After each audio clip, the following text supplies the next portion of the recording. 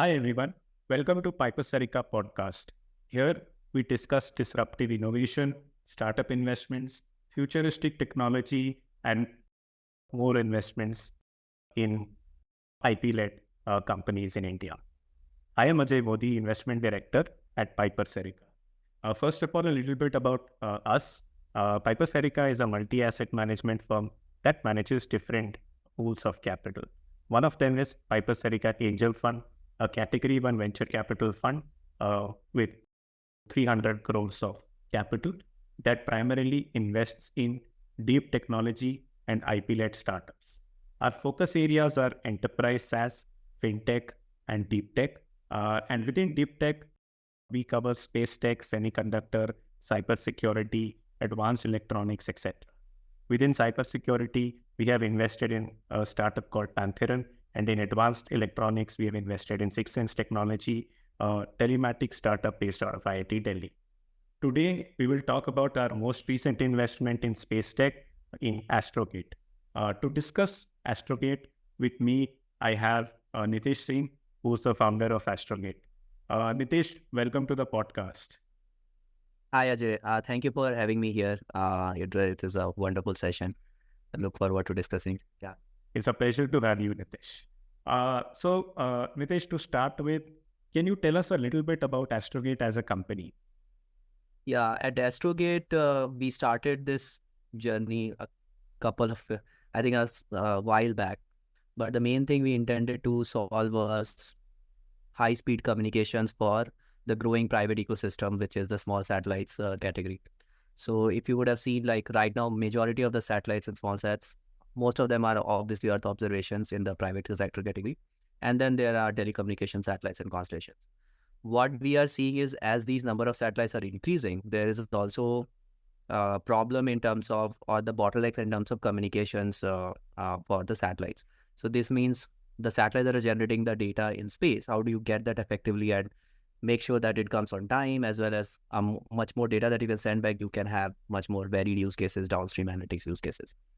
So what we quickly realize is, as these are growing up, the standard radio frequency will not be able to keep up with the demand of the data only, but as well as there are this license bank, so the spectrum saturations and all that will be there. So we wanted to build that particular systems, and the only way, the scalable solution that we can see is to do in laser comm.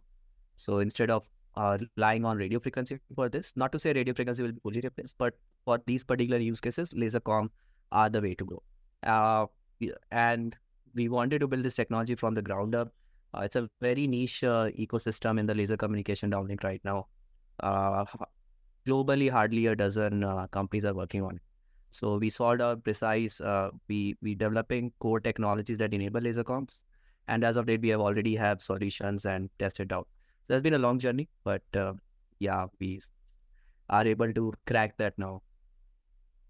No, so in fact, I want to just extend what you just said, that there are only about a dozen companies globally who are building this.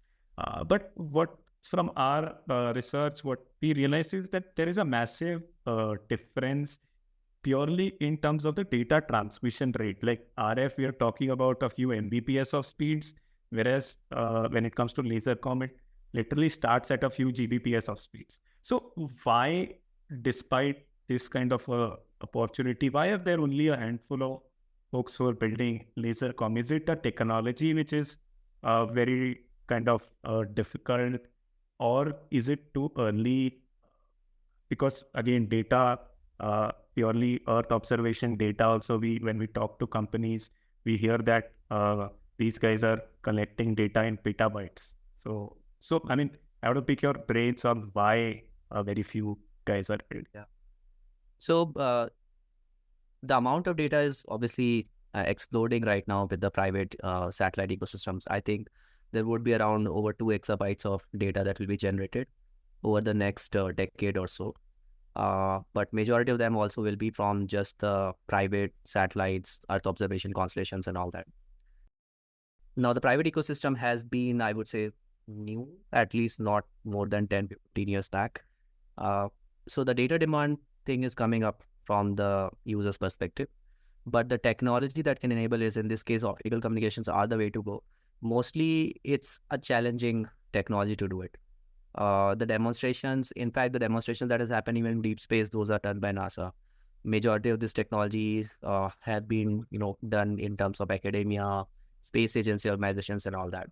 And the reason for that being is it's uh, much more involved in terms of it's less to do with communication, but more to do with how precisely can you point the laser beam. And that usually depends on how capable your other satellite subsystems would be or how you can do that. So the research and all that has been involved, like how do you make this a very compact solution, which will be attractive to the small satellite category. So it's challenging, it's more multidisciplinary. That's why we see not a lot of players, but not a lot of players are doing that global in this ecosystem, because it's rely mostly on the satellite attitude pointing and stability. The other satellite systems, you will see a lot of people, even the satellite manufacturing one, there are a lot of vendor ecosystem and all that there. But even that, if you see, one of the core basic technologies would be the ADCS system that hardly very few major groups are doing, and they are only providing it to the rest of the ecosystem as well. So that's the, I would say, the major complex part of doing laser communications. Less to do with comm, but it's more to how do you drive, and it's a more a control system problem. And that takes time, effort, and also to realize that it has to go into something that is like very small, compact. So how do you make it fit within that system as well? Okay, so it is more of a engineering solution than technology problem, is what we are saying. Yeah. So the technology has been already demonstrated, but it was demonstrated on bigger satellites. We are talking about like over 1000 kg class satellites, long distance ranges. But the private ecosystem, when they're using like these backpacks as satellites, 50 kg and all that. So obviously mass, power and all that are premium. So you need to have a system that's usually very compact. And that's what Astrogate has sought. We build the underlying technology and then we build the whole system that's much more compact and attractive to this space out there. Interesting. So you're saying you've already sorted. Now, to solve this particular problem, what kind of a team have you built? Like, if you can talk to us about your core team, the founding team, senior folks. So yeah, as I said, we have been building this technology over the years. We're very fortunate to have folks who are much more passionate about solving engineering challenges. The core team, apart from me, I have background in aerospace engineering, graduated from IIT Kharagpur. In my core team, then we have Yogesh, who is basically a GNC expert, guided navigation controls.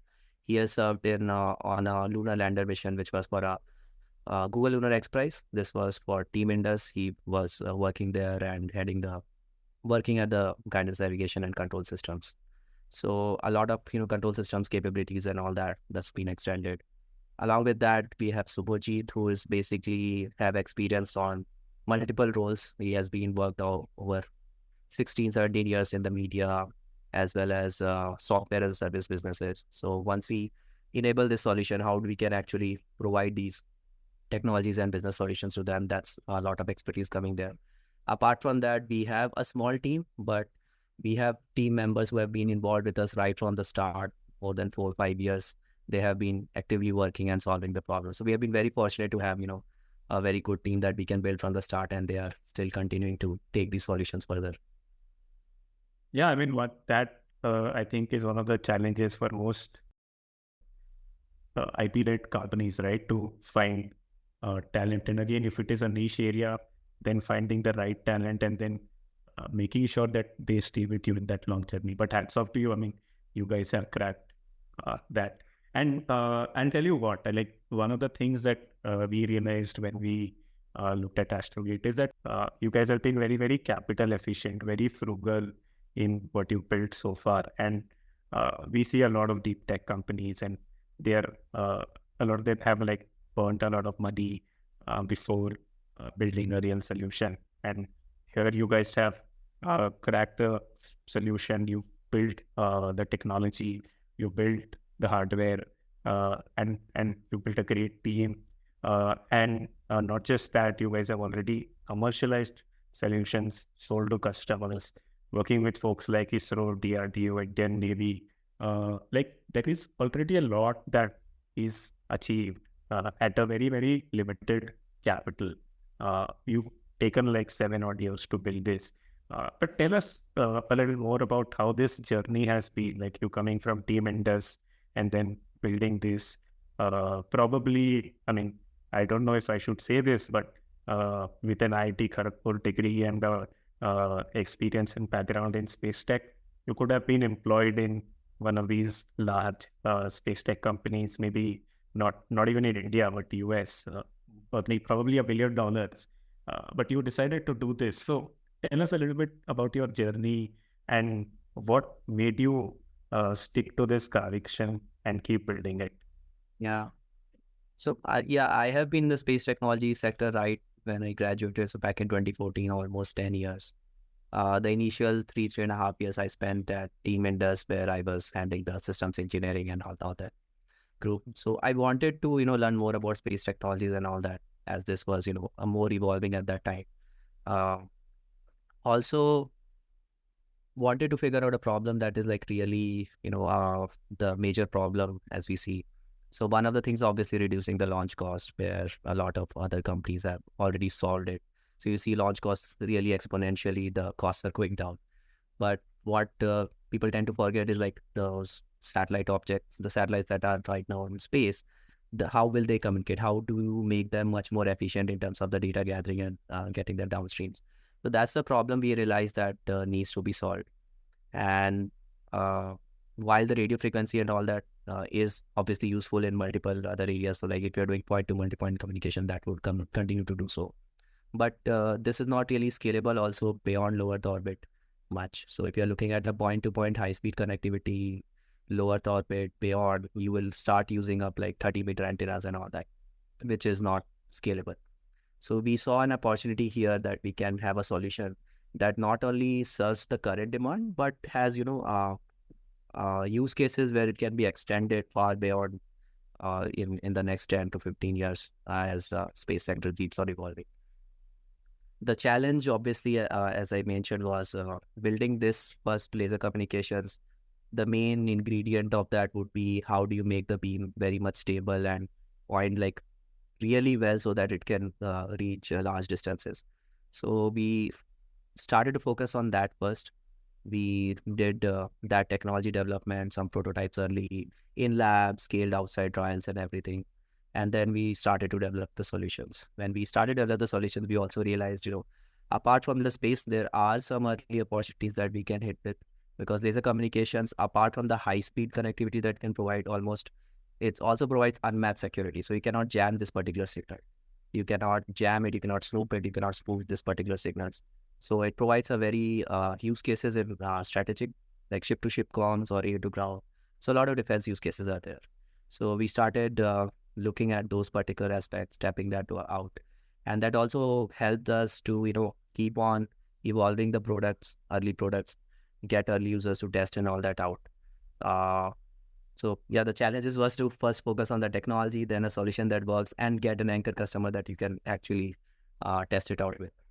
With all those done, now we are basically at a point where we are extending those technologies and the early solutions into different use cases, ecosystems, so as to say. So there will be a terrestrial defense, there would be space to ground, intrasatellite, that sort of aspects. No, like that's a lot of technology in one conversation. But tell me something, like having done all of this, you could have taken money from a lot of international investors or probably some of these tier one funds in India. I mean, you had, I'm sure you had choices. What made you decide on getting us on board as your partners and investors? Yeah. So I think if you talk about capital, definitely I think I have a little bit different opinion on this. Is India as an ecosystem, like deep tech hardware and all that, people understanding deep tech systems, the funds understanding the deep tech use systems are very scarce. I have not seen much. So the traditional businesses and all are there. So when we actually started interacting Piper with the Piper team and all that, we realized that they are much more interested in how the nitty-gritties of the business and how it can be scaled.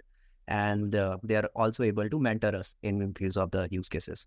So that was, the early sort of like really positive things that we took it up from, and someone who can really back us, what we are building, but also can actively mentor us in terms of going with the different business use cases and actively guide us. I think that is what we are looking at, and that was the right fit from the start.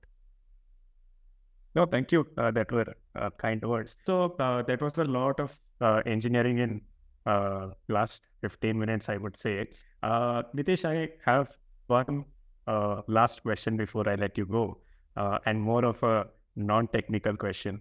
Uh, what does the name Astrogate really mean? And I will tell you why I'm asking you this is also because when we hear anything that is astro, we probably relate it with astronomy more than space tech. So yeah, if you can tell us what what gate is stopping Astro.